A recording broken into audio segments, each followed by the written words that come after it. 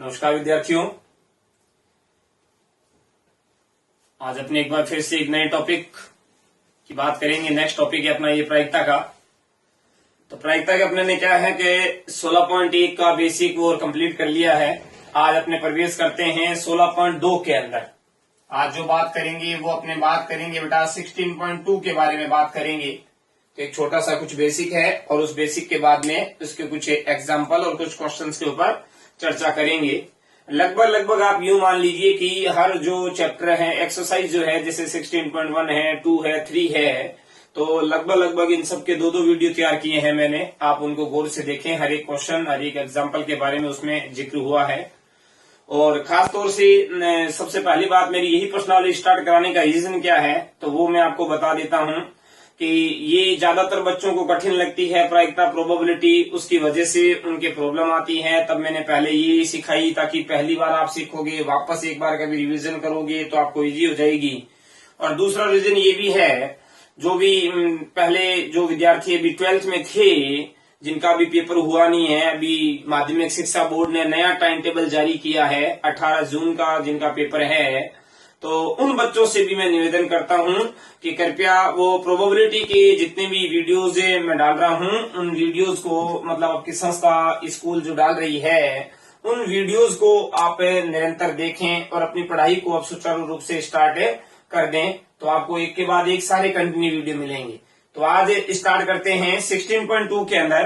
तो 16.2 के अंदर बच्चों सबसे पहले ये है, आज के लिए यदि देखा जाए तो एक कंडीशन आएगी आपको सीखने के लिए कि स्वतंत्र घटना क्या होती है। एक कंडीशन आएगी आपको 16.1 में सीखने के लिए कि स्वतंत्र घटना क्या होती है। तो इधर आ जाइए, देखो स्वतंत्र घटनाएं क्या होती है। यदि ए तथा बी कोई दो घटनाएं हैं, जहां क्या लिखा हुआ है, ध्यान देना, पी ए और बी का इंटरसेक्शन जो होता है वो P A dot P B के बराबर होता है। ए और बी का इंटरसेक्शन जो होता है वो P A dot P B के बराबर होता है, तो आप उस घटना को स्वतंत्र घटना बोल सकते हैं। भाई नॉर्मली यदि आप हिंदी में बोलना चाहेंगे तो उससे ज्यादा प्रूफ कुछ होता नहीं है। हिंदी में तो केवल इतना सा है कि यदि दो घटनाएं ए और बी का यदि एक दूसरे पे कोई प्रभाव ना पड़ता हो, यानी घटना ए घटित होती हो तो बी पे प्रभाव ना पड़ता हो, बी घटित होती हो तो ए पे प्रभाव ना पड़ता हो, तो इस प्रकार की घटना को अपने स्वतंत्र घटना कहते हैं। लेकिन अपने को मैथमेटिकल तरीके से यूज करना है तो ये एकदम उसकी प्रॉपर डेफिनेशन हो गई है बच्चों। ध्यान देना कि पी ए इंटरसेक्शन बी, यानी ए इंटरसेक्शन बी का जो मामला है वो P A dot P B के क्या होता है, बराबर होता है। यानी आपको कोई सवाल आ जाए और किसी सवाल में वो पूछ लेगा कि बताइए ए और बी परस्पर क्या स्वतंत्र है या नहीं है, तो आपको करना क्या है, आपको पहले ए और बी का इंटरसेक्शन निकालना है प्रश्न में से, जैसा क्वेश्चन आएगा उसमें से, और फिर उन दोनों की मल्टीप्लाई कर देनी है। यदि इंटरसेक्शन उनकी मल्टीप्लाई के यदि इक्वल आएगा तो आप यूं बोल सकते हो कि वो दोनों परस्पर क्या है, स्वतंत्र घटनाएं है। तो नीचे लिखा हुआ है वह दोनों स्वतंत्र घटनाएं कहलाती है। अब देखो, यदि ए और बी स्वतंत्र है, यदि ए और बी स्वतंत्र है, ध्यान से सुनना मैं क्या कह रहा हूं, यदि ए और बी स्वतंत्र है तो उस कंडीशन के अंदर क्या होगा, देखो, ए डेस का बी के साथ इंटरसेक्शन, ये भी स्वतंत्र ही होगा, यानी ए का डेस और बी सिंगल सीधा ही है, फिर ए सीधा है बी का डेस और ये इंटरसेक्शन, ये भी क्या होगा, स्वतंत्र होगा। ए का डेस बी का डेस, ये भी क्या होगा, स्वतंत्र होगा।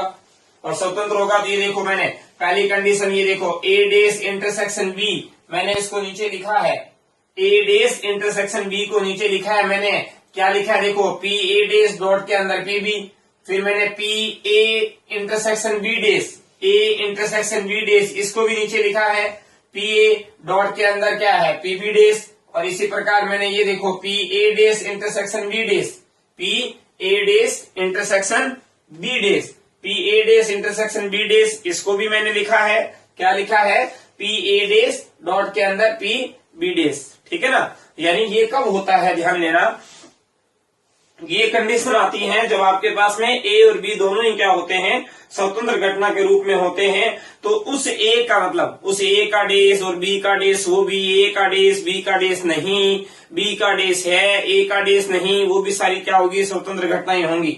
और ये जो साइड में लिखा हुआ है ये तो आपको पहले ही बता चुका हूं मैं कि PA/B सह प्रतिबंध प्रायिकता का फॉर्मूला होता है, और ये भी मैं आपको पहले ही बता चुका हूं। ये जो होता है ये आपका उसका क्या होता है, गुणन नियम, मतलब सॉरी योग नियम होता है प्रोबेबिलिटी का। PA यूनियन B बराबर में PA प्लस के अंदर PB और माइनस के अंदर क्या होता है, PA इंटरसेक्शन B, ये गुणन नियम होता है। ठीक है, अब इसी में आगे चर्चा करते हैं। आगे बात आएगी एक और, जिस प्रकार से किसी दो घटना को यदि स्वतंत्र करना हो तो ये रूल लागू होता है, A इंटरसेक्शन B बराबर में PA डॉट में PB। उसी प्रकार किसी तीन घटना को अगर आपको स्वतंत्र क्या करना होगा, स्वतंत्र करना होगा, तो भी रूल वही है। यहाँ दो में दो होती है, तीन में यहाँ तीसरी और जुड़ जाती है। A intersection B intersection C बराबर में PA डॉट में PB डॉट में PC। तीन घटनाएं होती हैं तो वो तीनों के लिए आगे जुड़ जाएगी। दो घटना होती है तो दो के लिए जुड़ता है, ध्यान देना बच्चों, ठीक है ना। दो घटना होती है तो दो के लिए जुड़ता है, और तीन घटना होती है तो वो तीनों के लिए जुड़ जाएगा। आगे चलते हैं नेक्स्ट में। मैंने यहाँ लिखा प्रायिकता का गुणधर्म, ठीक है ना। प्रायिकता का ये गुणधर्म नहीं होता है, गुणधर्म यानी कि प्रॉपर्टीज हो गई, ये तो क्या होता है, मल्टीप्लेक्शन रूल होता है, यानी प्रायिकता का गुणन नियम। क्या होता है, देखो प्रायिकता का गुणन नियम क्या लिखा हुआ है कि जब कोई दो घटनाएं, प्रायिकता का गुणन नियम क्या होता है कि जब कोई दो घटनाएं एक साथ घटित होती हो, जब कोई दो घटनाएं एक साथ घटित होती हो, यानी एक के बाद एक या एक साथ ऐसे, जब कोई दो घटनाएं, माना A तथा B प्रतिदश समष्टि S की दो घटनाएं हैं, अर्थात A इंटरसेक्शन B, अर्थात क्या हुआ, A और B एक साथ घटित होती हो, जिसे AB से व्यक्त करते हैं। यानी जब कोई दो घटनाएं एक साथ घटित होती हो जिसे AB से व्यक्त करते हैं, तो गुणन नियम ये कहता है कि PA intersection B, PA intersection B जो होता है वो देखो बराबर होता है। अब इसको मैं बाद में बात करूंगा कैसे होता है, वो मैं यहाँ चर्चा करूंगा। इधर देखो, अपने सारे जानते हैं ये फॉर्मूला होता है, पीछे लास्ट वीडियो में अपने ने पढ़ा है कि PA/B conditional probability intersection A/B में PB के बराबर होती है। अब यहाँ ध्यान से देखो, इसके बट्टे में देखा जाए तो एक है, मैंने क्रॉस मल्टीप्लाई की तो देखो एक की गुणा इससे करेंगे तो क्या आएगा, PA इंटरसेक्शन B आएगा। अब इसकी गुणा इससे करेंगे तो क्या आएगा, देखो PB डॉट के अंदर A/B में B, जहां PB नॉट इक्वल 0, वो तो सबको ही पता है। ये फर्स्ट इक्वेशन आ गई। इसी प्रकार यहाँ फॉर्मूला लिखा हुआ था A/B के लिए, मैंने एक और फॉर्मूला लिखा B/A के लिए, मैंने एक और फॉर्मूला लिख दिया, किसके लिए लिखा, B/A के लिए। तो ऊपर तो इंटरसेक्शन रहेगा, नीचे क्या आ जाएगा, A आ जाएगा। अब इसके बट्टे में मैंने फिर एक लगा दिया कि ये क्रॉस मल्टीप्लाई। जब आप इसकी क्रॉस मल्टीप्लाई यहाँ करोगे PA इंटरसेक्शन B और इसकी यहाँ करोगे तो ये कंडीशन आएगी, देखो, ठीक है। तो यहाँ ध्यान से देखो आप, अब इस समीकरण में, इस समीकरण में नोटिस करो, देखो दोनों की LHS क्या है, इक्वल है। भाई ये जो मान बैठा है वो भी इंटरसेक्शन के सामने बैठा है, ये जो मान बैठा है वो भी किसके सामने बैठा है, इंटरसेक्शन के सामने बैठा है। यानी अब ध्यान से देखो, PA इंटरसेक्शन B, तो ये देखो PA इंटरसेक्शन B ये रहा आपका। फिर देखो ये भी बराबर है PB डॉट के अंदर PA/B, PB डॉट के अंदर A/B, और ये देखो यहाँ पे क्या लिखा हुआ है, PA डॉट के अंदर B/A। तो ये ना देखो PA डॉट के अंदर B/A, वो कंडीशन भी यहाँ पे लिखी हुई है। ये प्रायिकता का गुणन नियम होता है, वेरी सिंपल है। यानी आप यूं कह दीजिए कि सह प्रतिबंध प्रायिकता जो चलती है, आप यूं कह सकते हो कि सह प्रतिबंध प्रायिकता जो चलती है उसी प्रायिकता को क्या है, आगे से कुछ क्या है, आपस में गुणा करके वहां से एक फॉर्मूला तैयार किया गया है, और जिस फॉर्मूला को किसका नाम दिया गया है, उस फॉर्मूले को नाम दिया गया है सह प्रतिबंध प्रायिकता, यानी कि प्रायिकता का गुणन नियम नाम दिया गया है। अब अपने क्या करते हैं, ये जो प्रायिकता का गुणन नियम है, मैं आपको इसके ऊपर एक एग्जाम्पल बता देता हूं, एक एग्जाम्पल की चर्चा कर लेते हैं, ठीक है ना। आपके एनसीईआरटी के बुक के अंदर दिया हुआ भी है, एग्जाम्पल नंबर 7 है, उसके बारे में बातचीत करते हैं। तो ध्यान देना बच्चों, इधर देखो, उसके बारे में चर्चा कर लेते हैं। तो ये तो यहाँ तक तो शायद आपको क्लियर हो गया होगा, सारा अच्छे से समझ आ गया होगा। ये एक छोटा सा बेसिक है, 16.2 का इतना ही बेसिक है, 16.2 का जो है वो इतना ही बेसिक है। अब अपने तो उधर लिखा हुआ उस तरफ, अपने तो गुणन नियम की बात करेंगे कि ये किस प्रकार से काम करता है। वैसे तो ऑब्वियसली देखा जाए तो गुणन नियम का ज्यादा यूज नहीं करते हैं, क्योंकि गुणन नियम वाला जो क्वेश्चन है वो अपने वैसे तो 11th में हल कर चुके हैं, सिंपल तरीके से सॉल्व हो जाता है वो। एकदम सिंपल मेथड होता है, सिंपल मेथड से सोल्व हो जाता है, उसके अंदर गुणन नियम लगाने की आवश्यकता नहीं होती है, वो पहले से वो लग जाता है गुणन नियम, अपने उसको फोकस करते नहीं, ध्यान देते नहीं है। बट एक सवाल देख लेते हैं।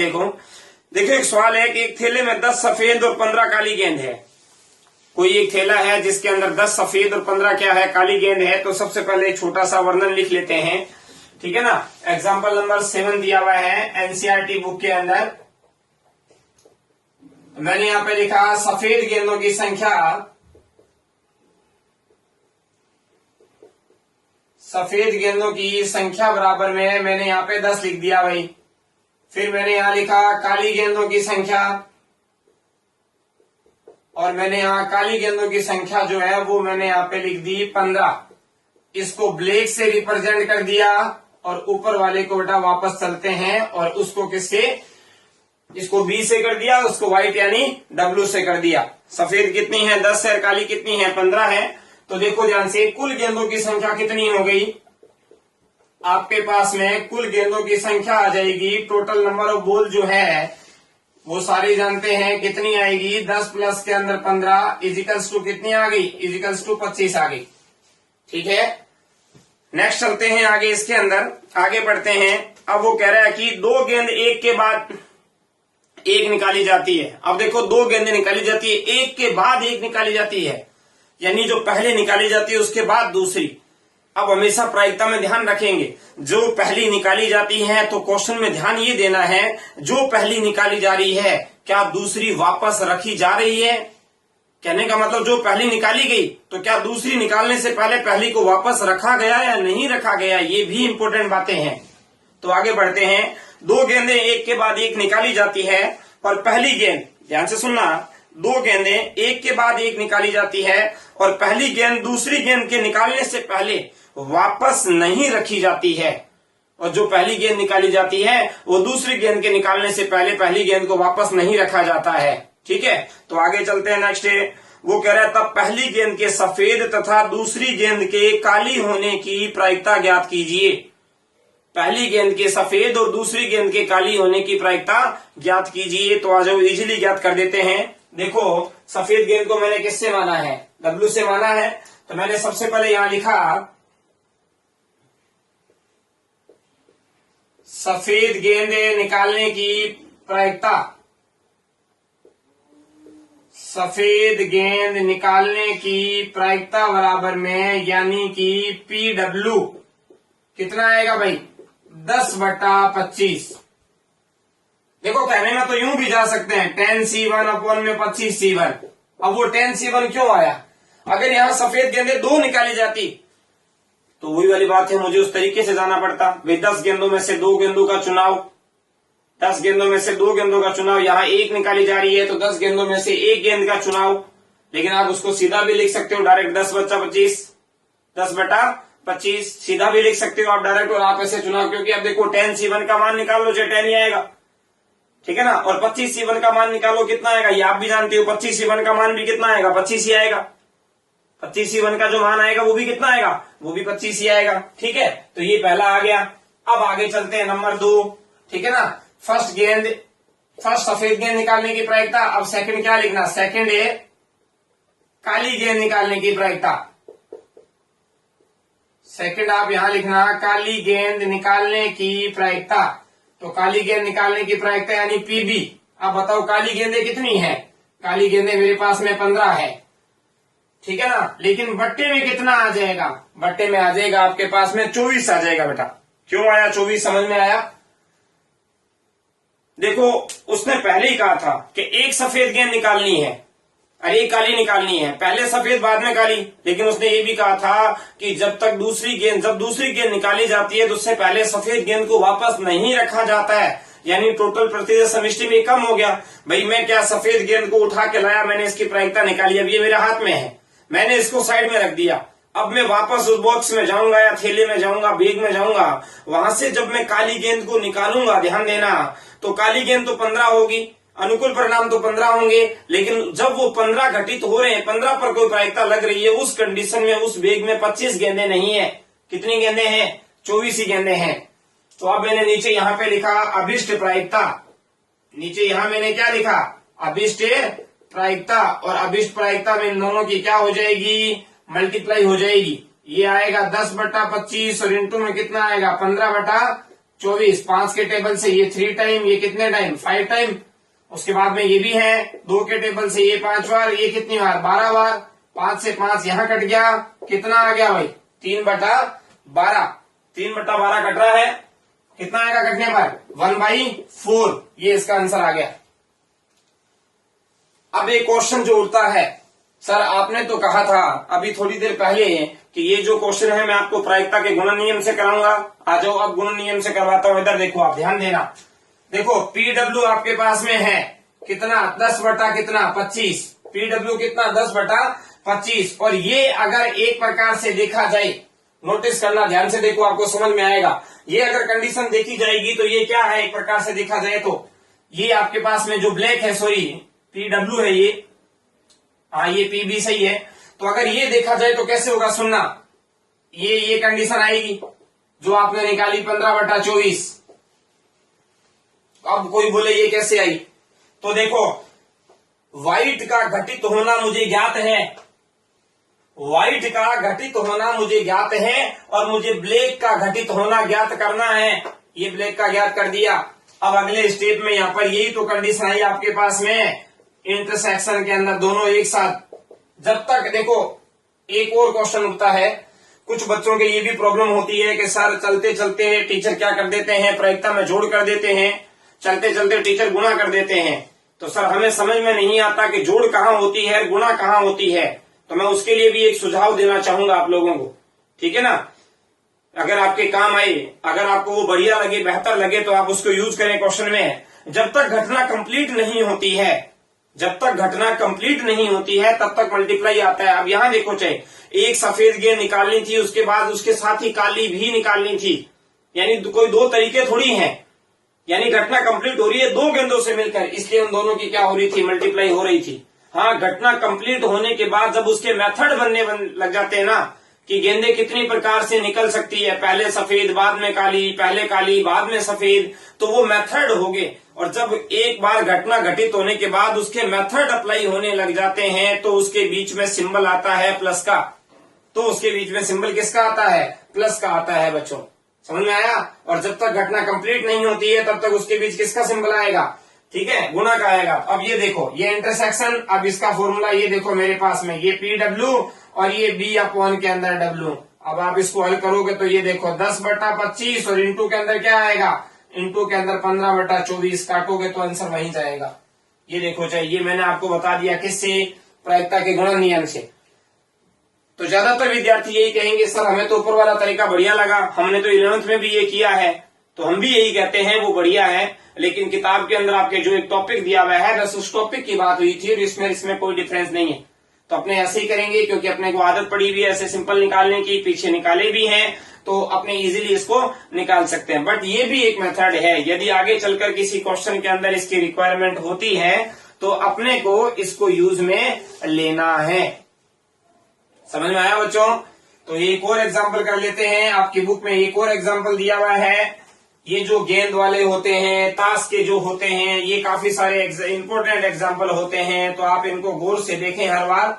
एक और एग्जाम्पल की बात करते हैं, आ जाइए एक और क्वेश्चन करते हैं। एग्जाम्पल नंबर 8 है, पढ़ रहा हूं मैं, सुनना आप ध्यान से। 52 पत्तों को अच्छी तरह फेंटी गई ताश की गड्डी में से एक एक करके 3 पत्ते बिना प्रतिस्थापन के निकाले जाते हैं। देखो 52 पत्ते हैं टोटल ताश के, फेंटी गई यानी ताशा मार लिया जाता है ढंग से, एक के बाद एक ताशा मार लिया जाता है। अब ताशा मारने के बाद उसमें से 3 पत्ते निकाले जाते हैं बिना प्रतिस्थापन, यानी जो पहला निकाला जब दूसरा निकलेगा तो कुल प्रतिदेश समष्टि में 1 की कमी हो जाएगी, क्योंकि उस पहले को वापस नहीं रखा गया, उसको बाहर रख दिया। अब जब दूसरा आ गया, जब तीसरा निकाला जाएगा तो इन 2 को बाहर रख दिया जाएगा, तब तीसरा निकाला जाएगा। और पहले से पता चल रहा है 3 पत्ते निकाले जा रहे हैं, यानी मेरी टोटल घटना जो बनेगी वो 3 पत्तों से मिलकर बनेगी। यानी तीनों की जो अलग अलग आप प्रायिकता निकालोगे, उन तीनों की आपस में क्या करनी पड़ेगी भाई, गुणा करनी पड़ेगी, तब जाके मेरा रिजल्ट एक कंप्लीट होगा। तो बात कर लेते हैं, लिख लेते हैं थोड़ा सा। सबसे पहले ये लिखा कुल पत्तों की संख्या कितनी है मेरे पास में। मैंने यहाँ पे लिखा कुल पत्तों की संख्या बराबर में मेरे पास में दी हुई है 52। कुल पत्तों की संख्या कितनी दी हुई है, कुल पत्तों की संख्या दी हुई है 52। आगे चलते हैं, एक एक करके 3 पत्ते बिना प्रतिस्थापन के निकाले गए हैं। इनमें से पहले 2 पत्तों का बादशाह, पहले 2 पत्तों का बादशाह और तीसरे पत्ते के बेगम होने की प्रायिकता ज्ञात करनी है। ठीक है ना, यानी बादशाह और बेगम की भी निकालनी है। तो मैंने यहाँ पे लिख लिया, लिख लेते हैं। यहाँ पर मैंने यहाँ लिखा बादशाह की संख्या और बादशाह को रिप्रेजेंट कर दिया, यानी कि किंग, यानी कि कितनी होती है 4। और मैंने यहाँ लिखा बेगम की संख्या। भाई मुझे जिसके ऊपर प्रायिकता निकालनी है, बात करनी है, तो उसकी संख्या तो लिख लूं। तो इसको मैंने लिख दिया क्यू, बेगम को क्यून यानी कि क्यू लिख दिया। ठीक है ना। अब देखो एक एक करके 3, पहले 2 पत्ते बादशाह, पहले 2 पत्ते बादशाह। तो सबसे पहले देखो आराम से चलो, जैसे वहां निकाला था, पहले पहला निकालेंगे, फिर दूसरा निकालेंगे, फिर तीसरा निकालेंगे, इजीली निकालेंगे आराम से। आप लिखना फर्स्ट पत्ते के बादशाह होने की प्रायिकता, फर्स्ट पत्ते के बादशाह होने की प्रायिकता। अब हिंदी वर्ड लिखने की जरूरत नहीं है, प्रायिकता यानी पी के आ गया तो आएगा 4/52। अनुकूल परिणाम बट्टा कुल परिणाम, घटना किस पे घट रही है, बादशाह पर। तो बादशाह कितने हैं, 4 हैं, तो ऊपर आएगा 4 और बट्टे में कितना आएगा, बट्टे में 52 आएगा। फिर आप लिखो सेकंड पत्ते के बादशाह होने की प्रायिकता, यानी फिर से पी के, तो इस बार आएगा 3/51। समझ में आया। देखो बादशाह की संख्या 4 थी, लेकिन आप एक बादशाह पहले निकाल चुके हो और ये सवाल बिना प्रतिस्थापन चल रहा है, यानी जो आपने 52 में से 1 निकाला, उस 1 को वापस अंदर एंट्री नहीं दी गई है। तो 52 में से 1 कम हुआ, वहां 51 हो गए, और बादशाह 4 थे, वहां से 1 कम हुआ तो यहाँ 3 हो गए। समझ में आया। आगे चलते हैं नेक्स्ट के अंदर। फिर थर्ड में यहाँ मैंने लिखा, थर्ड के अंदर देखो क्या लिखा कि तीसरे पत्ते के बादशाह होने की प्रायिकता, तीसरे पत्ते के बादशाह, सॉरी बादशाह नहीं, अब तो बादशाह तो निकल गया, बेगम निकालनी है। तीसरे पत्ते के बेगम होने की प्रायिकता, यानी बेगम होने की, यानी पी क्यू, और यहाँ आएगा बेटा 4/50। उम्मीद करता हूँ समझ आया होगा। देखो 4/50 क्यों आया, मुझे बेगम निकालनी है, तो अनुकूल परिणाम, यहाँ 4 में तो कोई कमी नहीं हुई है, यहाँ तो 4 ही हैं, बट टोटल 52 थे। एक बादशाह पहले निकल चुका था, एक बादशाह और निकल गया, तो टोटल कितने पत्ते निकल गए, 2, यानी टोटल 52 में से 2 पत्ते आउट हो जाएंगे, तो पीछे कुल रिजल्ट मेरे पास 50 ही बचेंगे। अब आप इसकी लिखना अभिष्ट प्रायिकता, क्या लिखना भाई, इसके लिए लिखना अभिष्ट प्रायिकता। अभिष्ट प्रायिकता अभी आपको कहा था क्या करेंगे, ये तीनों घटनाएं मिलकर एक ही इवेंट बनाती हैं, तो इन तीनों की गुणा कर दीजिए। 4/52 इंटू के अंदर 3/51 इंटू में 4/50। आगे काटना सबको आता है, आप इसका आंसर निकाल सकते हो। ये आपके पास एक एग्जाम्पल था। अब इसको करना चाहते हो उसी नियम से, ये भी हो जाएगा।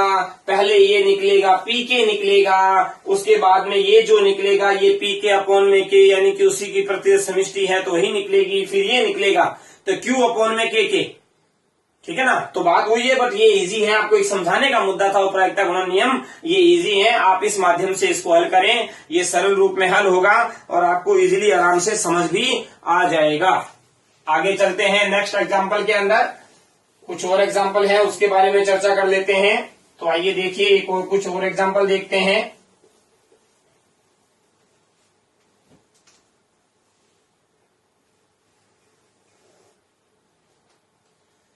तो आगे बात करेंगे एग्जाम्पल नंबर 9 की, एग्जाम्पल नंबर 9 की।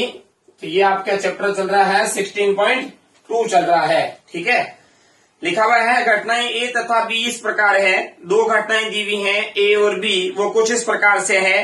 पी ए बराबर में लिखा हुआ है 1/2, पी ए बराबर में लिखा हुआ है 1/2 और पी बी बराबर में लिखा हुआ है आपके पास में क्वेश्चन में 7/12। पी बी बराबर में लिखा हुआ है 7/12। वो कह रहा है ए और बी दोनों स्वतंत्र घटनाएं हैं और एक और मान दिया हुआ, देखो ध्यान देना, क्या है, पी ए नहीं तथा तथा नहीं या है, और यहां पे लिखा हुआ है पी बी नहीं, पी ए नहीं या बी नहीं, और इसकी जो प्रायिकता दे रखी है वो प्रायिकता मुझे दे रखी है 1/4। 1/4। अब वो क्या कह रहा है, तब क्या ए तथा बी स्वतंत्र घटना है। वो कह रहा है इतना सारा मुद्दा आपको दिया हुआ है, अब आपको जांच करके बताना है कि ए और बी जो है क्या वो दोनों स्वतंत्र घटना है या नहीं है, ये कंडीशन मुझे बतानी है। तो ध्यान दो बच्चों, देखो क्या करेंगे, सबसे पहले इस क्वेश्चन को स्टार्ट करते हैं। मुझे क्या दिया, देखो आप ये मतलब आप जानते होंगे अच्छे ढंग से, पी ए नहीं का मतलब ए डेश, या का मतलब होता है यूनियन, बी नहीं का मतलब बी डेश, और इस पूरे का मान कितना, 1/4। ये मुझे क्वेश्चन ने दिया है। देखो मुझे एक बात क्लियर दिख रही है, छोटी सी, अगर आप बिंदु पे बात करें, अगर मुझे इंटरसेक्शन नहीं, मुझे अगर स्वतंत्र घटना तक जाना है, अगर मुझे इंडिपेंडेंट इवेंट्स तक जाना है, तो मुझे क्या करना पड़ेगा, ये एक इंपॉर्टेंट क्वेश्चन है। अगर मुझे स्वतंत्र घटना तक जाना है तो मुझे क्या करना पड़ेगा, ये मैं आपसे पूछना चाहूंगा। तो आपका भी जवाब होगा कि सर अभी भी तो आपने बताया यदि ये स्वतंत्र घटनाएं हैं तो पी ए इंटरसेक्शन बी का मान P A dot P B के बराबर आना चाहिए, है या नहीं है। यानी मैं यहां लिख भी सकता हूं, आप कहो तो पहले देखो वो क्या है, आपको इतना तो दिमाग में रखना पड़ेगा कि मेरा सवाल कहां से स्टार्ट होगा, मुझे उस सवाल में निकालना क्या है, उस क्वेश्चन में कौन सा बिंदु निकालूं, ताकि मेरे से जो आंसर पूछा गया है उस आंसर को मैं इजीली डिफाइन कर पाऊं, कौन सा बिंदु निकालूं मैं। तो वही बात मैंने यहाँ बताई है, मुझे यही तो पूछा था उसने। अपने यहाँ पहले लिख देते हैं, हम जानते हैं कि if know that we know that, हम जानते हैं कि यदि इफ ए तथा बी, ए एंड बी स्वतंत्र घटना है, A and B are independent events है, तो then P A intersection B बराबर में पी ए डॉट में पी बी, ये समीकरण नंबर 1। अब आप मुझे बताओ इस मान के अंदर अपने पास क्या क्या कमी है, वो बिंदु निकालना पड़ेगा। पी ए मेरे पास ऊपर है, पीबी मेरे पास में ऊपर है, मेरे पास में इंटरसेक्शन ऊपर नहीं है। तो इधर देखो, एक डी मॉर्गन का नियम होता है, यदि आपने देखा हो तो, कि पी ए यूनियन बी, और यदि मैं इस पूरे को एक साथ लाना चाहूं, ध्यान देना भाई, तो ये पूरे पे एक साथ कंप्लीट पे कहने का मतलब, होल्डेज वो उसको आप बाहर बोल सकते हो, ये की बात है, कोई दिक्कत नहीं है, तो उसको फिर ऐसे बोला जाएगा। अभी दोनों पे अलग अलग डेज था, और जब दोनों पे एक साथ डेज आएगा, जब दोनों पर एक साथ डेज आएगा, यानी इसको आप यूं भी लिख सकते हो, एक साथ डेज का मतलब ये होल्डेज, जब दोनों का एक साथ डेज आएगा, ध्यान देना, तो ये यूनियन का जो सिंबल होता है वो इंटरसेक्शन में बदल जाता है। ये डी मॉर्गन का नियम होता है, आपने 11th के पहले ही चैप्टर में समुच्चय सिद्धांत के अंदर आपने इसको पढ़ा है, सेट्स थ्योरी के अंदर भी, वहां भी आपने इसको पढ़ा है। तो इधर देखो, अब मैं जानता हूं जो प्रायिकता घटित होती है वो, इंटरसेक्शन आ गया मेरे पास, जो प्रायिकता घटित होती है वो, जो प्रायिकता नहीं घटित होती है वो, उनका मान कितना होता है। पहले ये देख लो, पी ए इंटरसेक्शन पी, इस पूरे का मान भी 1/4 ही आएगा, ये तो समझ आ गया। अरे जब दोनों का अलग अलग डेज और यूनियन 1/4 था, तो इंटरसेक्शन और होल्डेज तो बराबर होता है यूनियन के, तो इसका मान भी 1/4। अब मैंने चूंकि करके लिखा, देखो P A intersection B plus के अंदर पी ए, और पूरे का इंटरसेक्शन और पूरे का होल्डेज बराबर कितना होगा, 1 होगा। अरे ये प्रायिकता नियम ही है, सेम, जो घटना घटित होती है वो, और जस्ट उसी की पूरक घटना, ये इसकी पूरक है या नहीं, ध्यान से देख लो, जो घटना घटित होती है वो, यानी पी इंटरसेक्शन बी, और जस्ट इसकी पूरक, ये इसकी पूरक है, गौर से देखो, जिस प्रकार से आप बोलते ना बेटा कि पी ए प्लस के अंदर पी ए डेस, और इसका मान कितना होता है, 1 होता है, ये बोलते हो आप, तो बात तो वही है, सेम कंडीशन वही जा रही है, ठीक है ना। तो ये इस प्रकार से, ये अब मुझे क्या करना है, ये ज्ञात करना है, तो ज्ञात कर देता हूं मैं, पी ए इंटरसेक्शन बी बराबर में 1 माइनस में पी ए इंटरसेक्शन बी और होल्डेज, तो इसका मान कितना भाई 1/, इसका जो मान है मेरे पास कितना है, इसका मान 1/4। मैंने यहाँ 1/4 लिखा, हल किया तो कितना आया 3/4। अब आप लिखना समीकरण 1 से, क्या लिखना बेटा, आप लोग लिखना समीकरण 1 से। तो समीकरण 1 क्या थी, देखो समीकरण 1 इक्वेशन एक ये है, इंटरसेक्शन का मान कितना आया 3/4, पीए का मान कितना, ऊपर देखो पीए का मान 1/2 इंटू पीबी का मान 7/12। अब आप बताओ जब आप इसको सॉल्व करोगे तो क्या कंडीशन आएगी, ध्यान से देख लो, क्या ये बराबर आएगा, क्या ध्यान से देखो चाहे, तो मुद्दा ये बराबर नहीं आएगा। तो आप नीचे लिख देना, अतः हम कह सकते हैं कि ए तथा बी क्या है, स्वतंत्र घटनाएं नहीं है। We can say that A and B are not a independent events. आया समझ में, सिंपल था एकदम, ये बात समझ में आई। ए नहीं या बी नहीं, ए नहीं का मतलब ए डेज, बी नहीं का मतलब बी डेज, और या का चिन्ह आया, या का मतलब क्या होता है, ध्यान देना, ये छोटी छोटी बातें हैं जिनके ऊपर तुम्हें फोकस करते चलना है। आगे और भी चिन्ह आएंगे, मैं बताऊंगा आगे, तो ध्यान रखते रहें तब तक। या का मतलब होता है आपके पास में यूनियन, यानी इसका मान 1/4 था। तो मैंने क्वेश्चन ये था, मुझे स्वतंत्र घटना, भाई जितना पढ़ा उससे ये पता नहीं चल रहा था कि मुझे रियल में निकालना क्या है। मैंने जितना पढ़ा उससे मुझे ये पता नहीं चल रहा था कि मुझे रियल में जाना किस दिशा में है, मेरा क्वेश्चन कैसे चलेगा। तो हमने देखा, हमने क्वेश्चन में ये देखा भाई मुझे ए और बी को स्वतंत्र घटना लाना है, तो दिमाग लगाया स्वतंत्र घटना के लिए किसी दो घटनाओं में क्या प्रतिबंध चलता है, ठीक है ना, तो क्या कंडीशन चलती है। तो स्वतंत्र घटना के लिए ये कंडीशन होती है, इतना आते दिमाग में आया ए और बी तो है मेरे पास, मुझे इंटरसेक्शन निकालना है। तो मैंने पहले यह इंटरसेक्शन निकाला, और इंटरसेक्शन निकालने के लिए सारी प्रक्रिया की है जो आपको अभी भी समझाई। क्लियर है, हो जाएगा आराम से। आगे चलते हैं नेक्स्ट एक और एग्जांपल के अंदर, इसी क्रम के अंदर एक और एग्जांपल है, उसके बारे में बातचीत कर लेते हैं।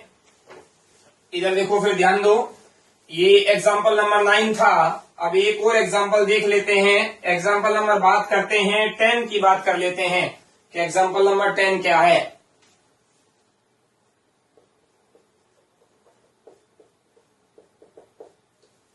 एग्जांपल नंबर 10 सुनना बेटा, एक न्याय सिक्के और एक अनगिनत पासे को उछाला गया।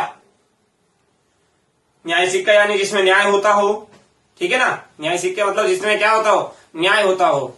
अब सिक्का देखो, हमेशा देखो कुछ कुछ विद्यार्थी होते हैं जब हम कक्षा में पढ़ा रहे होते हैं तो वो थोड़ी सी खुरापाती करते हैं। यहाँ सिक्का वही है, याद है ना, कई अपने जेब में लेके घूमते हैं, क्रिकेट खेलने जाते हैं, टॉस करते हैं, फेंकते हैं, तो वो क्या बोलते हैं, अरे मेरे सिक्के से कर यार, ये लकी सिक्का है। कैसे लकी है, किसमें टॉस हमेशा मैं जीतता हूं, क्योंकि वो उसके मन की धारणाएं होती हैं कि मैं फेंकूंगा तो हमेशा हेड ही आएगा, मैं फेंकूंगा तो हमेशा हेड ही आएगा। यहाँ पे वो 16 वाला सिक्का नहीं है कि दोनों तरफ चिपका रखा था, लास्ट में पता चलता है ये तो चिपकाया था, हमेशा बोलो तभी हुई head head head head head, जब भी बोलो लास्ट में पता चलता है हेड कैसे आते हैं, 5 के 2 सिक्के चिपका दिए। तो ऐसा नहीं है, न्याय सिक्के का मतलब जिसमें न्याय होता हो, ठीक है ना, ऐसा कुछ है। तो वो कह रहा है एक न्याय सिक्के और एक अनगिनत पासे को उछाला गया, दोनों को उछाला गया, ठीक है। तो दोनों को उछाले जाएंगे तो दोनों को